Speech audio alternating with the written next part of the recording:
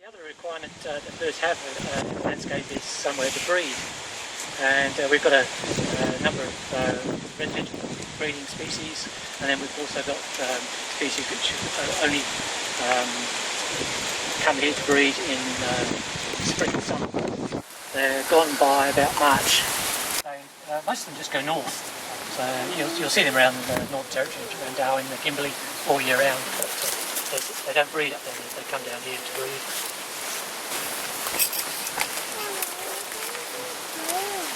So I'll look in more detail at the structural requirements of re-vegetation, particularly for birds nesting and roosting hollows, particularly for the cockatoos and parrots. So got species like the galah, the white-tailed black cockatoo, the Carnaby's cockatoos, hollow nesters. Some other interesting birds that nest in hollows, some of the owls, owlet nightjar, and even the sacred kingfisher is a hollow nester, so you'll see those nesting in forests and woodland.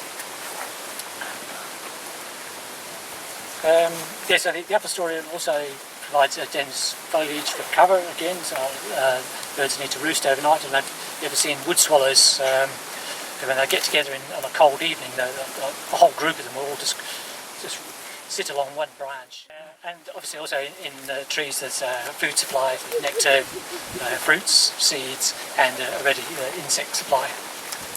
And then down in mid-story here there's a useful mid-story layer of shrubs and smaller trees, again cover for safety and also nesting for smaller birds.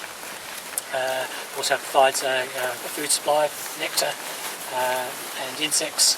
So species like the scarlet robin there, it's an insect feeder. You typically see those in the mid-story. You also see them sitting on fence posts around paddocks as well.